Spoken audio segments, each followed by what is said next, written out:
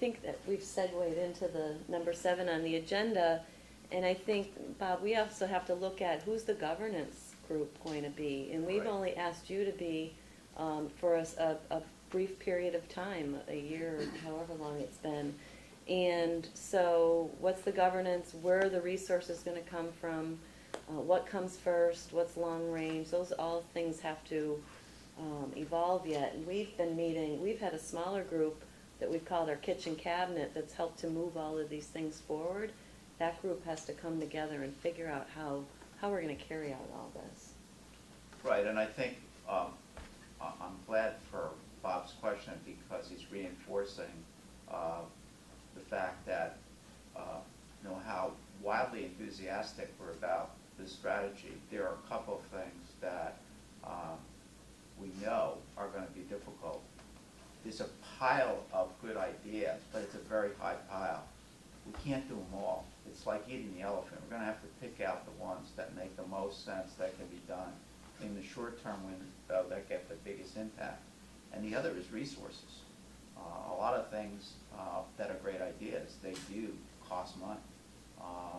And that isn't in lots of high supply these days. So that's why I think this task is as important as all the good work that the consultants have done. We have to really be sure that we can pick specific action items immediately that we can have confidence that we can be successful with, but then keep marching the ball down the field.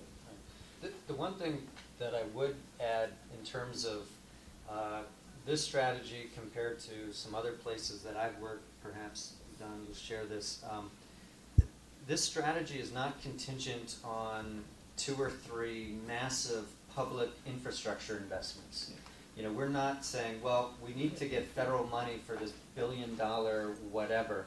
I mean, there certainly are some infrastructure investments that are coming online, like the Knowledge Corridor Rail project, the fiber optic, but most of those are in the way, or on the way. A lot of the strategies really depend on groups like this getting together to implement. And while there are resources, in many ways, I think it's up to the region and the city to stay focused. So I think it's doable, and I think the questions that Don has laid out, I put it back up here in terms of some of the key questions to be thinking about, whether as an entire group or when focused on a particular strategy, are good questions to be trying to answer as we go forward.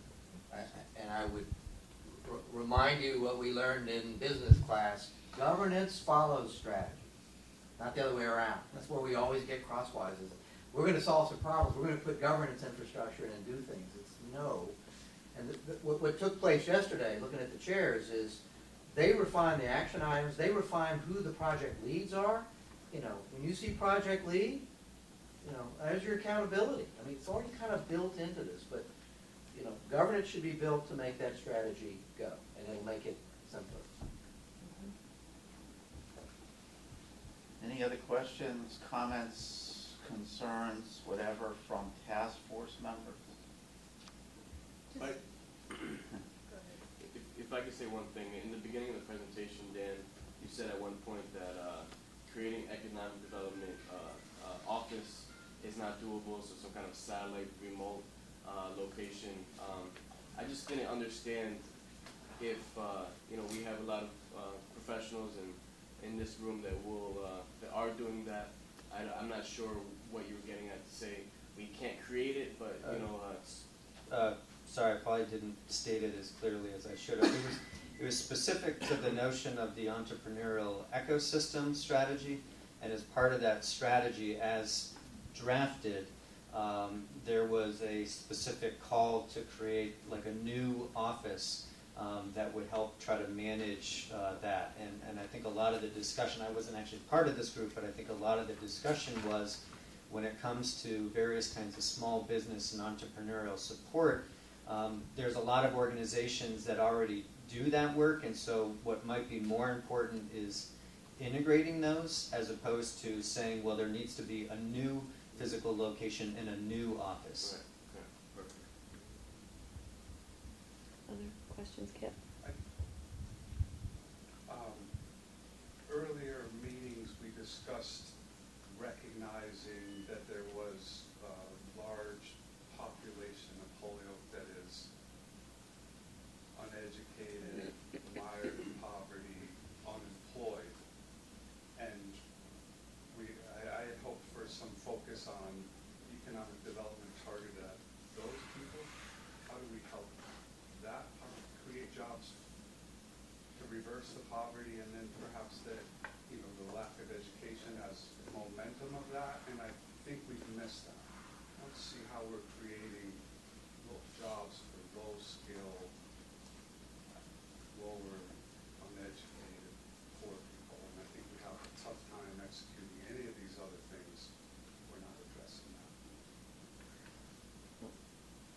Do you want to, I mean, I have a response, but Well, I think the urban agriculture strategy addresses that, Kip. That's one of them, and I think the education group talked a lot about that, pathways to jobs for the future, and what is kindergarten? How are No, but jobs now, for people who are out of school, those jobs, the low-skilled, a lot of low-skilled jobs.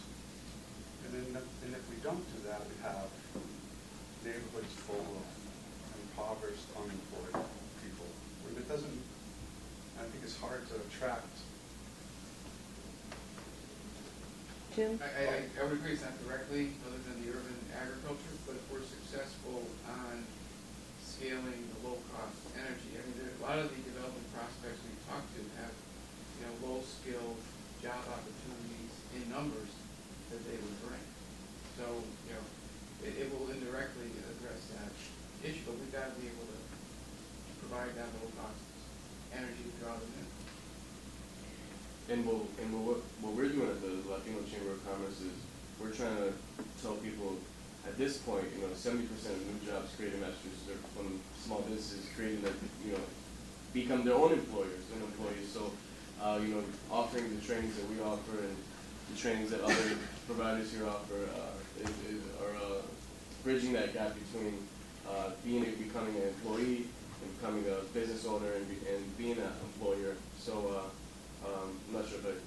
That's right. Actually, part of our conversation yesterday about the entrepreneurship, actually a lot of it ended up focusing on saying, look, we need to put a point of emphasis on organizing a concerted effort, with the resources around the landscape to target entrepreneurship support in Holyoke, and particularly for the Latino population, but also for Holyoke residents. And so, that's something that was new yesterday, of saying, look, in this chapter on entrepreneurship, there needs to be a very specific emphasis and call in that area. I think that's right. Kip, if I could address that too. We have a lot of people that don't speak English well in this city. It does not mean they're not skilled, and it does not mean they're not educated. They simply don't have the skills in English, and they don't have the literacy skills in English, which is a requirement for virtually every job now, which is why, again, I keep harping on adult education being the key component of this plan. But also with that, there's many business owners in Holyoke or Springfield that are successful, that are making a lot of money, that might not speak English at all or very well. So, that's my point to saying, if you can create it for yourself, then that's empowering you to do that. And so have we put enough emphasis on that, on creating the opportunity for entrepreneurial startups from that community?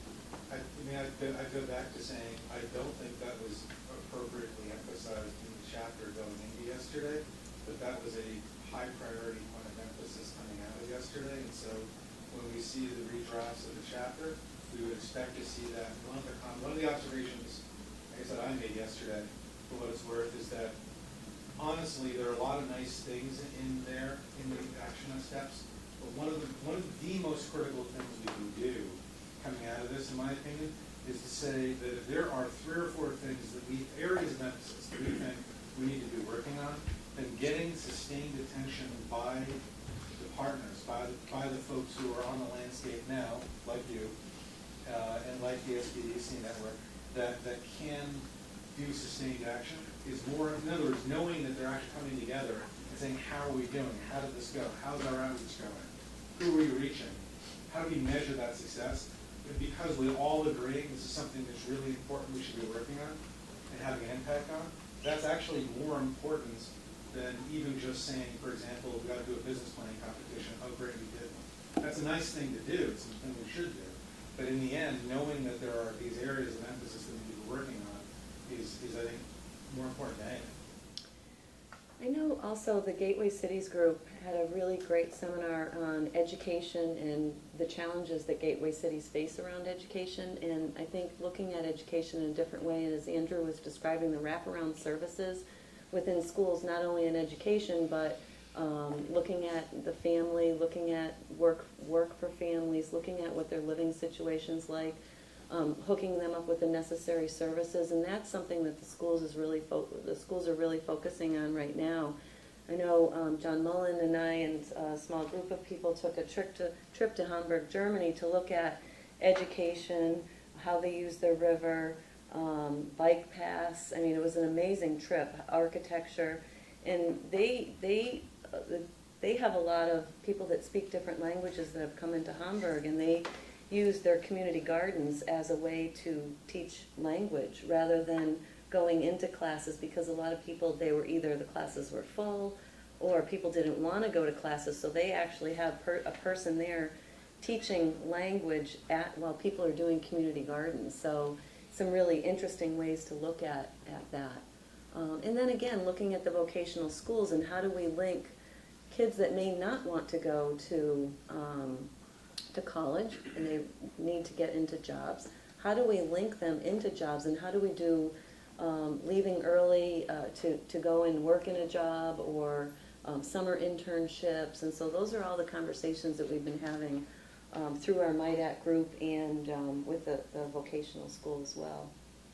One of the reasons there was some conflict and inconsistency on infrastructure, are we creating something new for entrepreneurship? Is there are we going to have a building in another organization? Was to go back to what really has to happen, whether it's virtual or a combination of existing resources, of which they're really great. They're just isolated. Nothing short of really obsessive database management and intervention at the small entrepreneurial level is required. I mean, block to block, whether it requires a building or a new organization, or we're going to do it virtually, a sound database of what they're doing, what they're going, how they're selling, what their markets are. I mean, this is back to the crisis, right? That's what has to be done. And so that entrepreneurship component, folks were going, oh no, it looks like another layer. Well, fine, but whether it's a layer or a piece of software, nothing short of that obsessive. Who are these entrepreneurs and what they need? Now, the upside of this is, and this goes to the real job to the future, is I know that within an hour's stroll of this place, there are dozens of small organizations that should be 10 times bigger than they are. And they never dreamed. Mom and Dad never dreamed that what they sell, a little solution, a little service with 2 employees or 9 employees, should have 100 employees. And without that intervention, that obsessive, we're going to take you to the next level, this isn't going to work. So I think that's a response to that. But I also want to look at the language. That's question A, isn't it? And I want to go back to the strategy that you showed. There was actually 3 strategic imperatives that we had to do, which was jobs. And so we do have to answer that question. And Kip, I think that obviously this is not a low skills agenda. This is a skills agenda. And that's where I go back to the talent strategy. What are we doing in the K-16 movement? What are we doing with the internships and externships? How do we obsess to that to make sure we're growing businesses? But it's not a low skills agenda, it's a skills agenda. And this is a market that has more and up skills. No one ever got a job unless they were skilled to do it. And it goes to, I think, picking, I'm rehearsing, right, when folks ask me. We pick 8 battles that are designed to build vibrancy and prosperity that takes care of that jobs agenda, that allows a Bill Messner to say, this is the skills agenda for just-in-time training, too. So that people go, this is a skilled market. The question isn't, is this a low-skill market? It's, is this a skilled market? And the answer has to be, like right now, yes.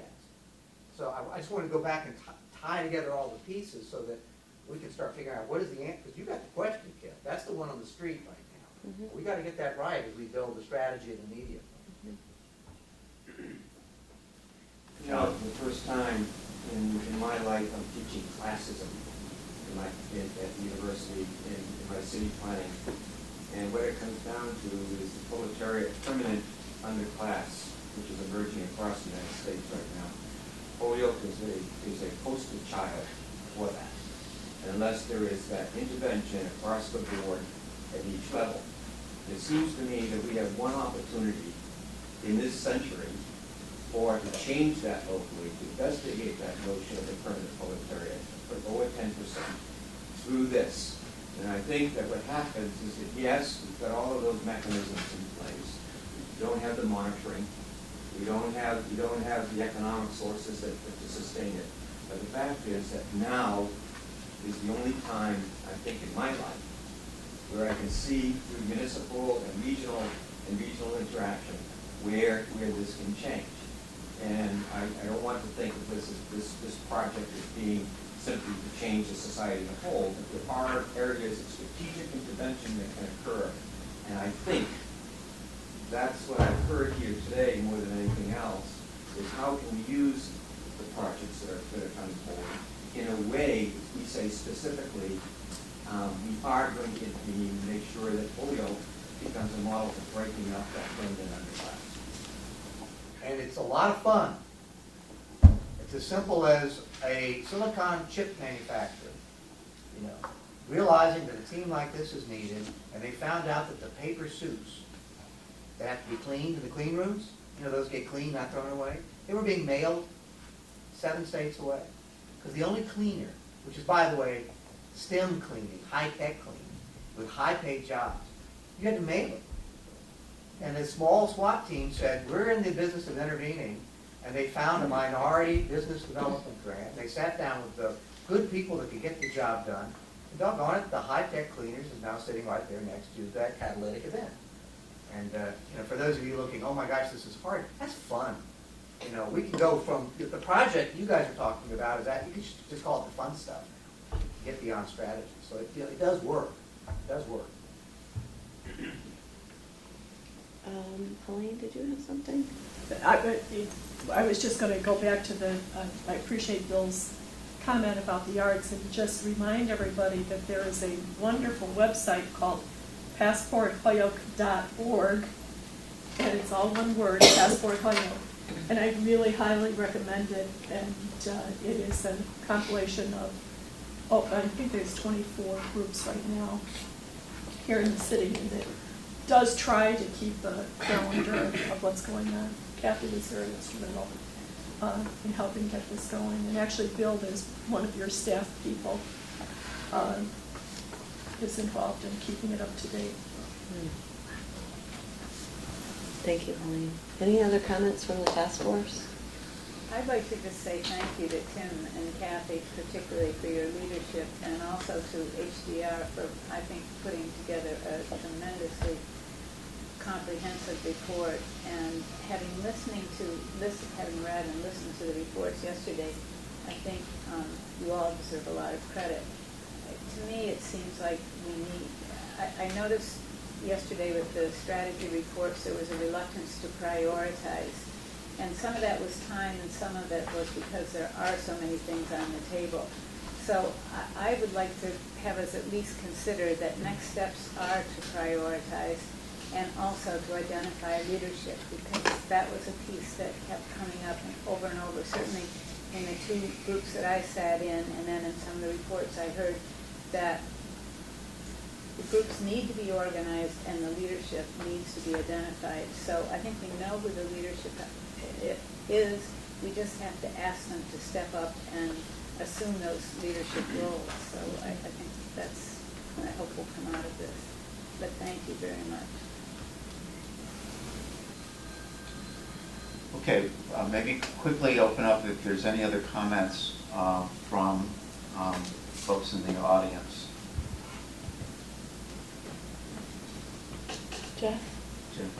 I just had one comment, and I think it was said in the document, and you guys said this morning, but, you know, to continually work on these new strategies by building off the strengths that exist. You know, I think in one small block here in the city, we have probably one of the best children's entertainment mechanisms with the Children's Museum and merry-go-round, the Volleyball Hall of Fame, and the Heritage Park Museum. How do we take that strength and actually make it a cultural mecca for young people and their families in the region? How do we do that with the manufacturing core? We still have over 100+ manufacturers employing over 4,000 people. How do we take that core and make it a strength? So I would just, as much as we talk about new industries, new sectors, new ideas, I'd say, you know, and how do we take what we have and keep it and make it bigger, make it grow?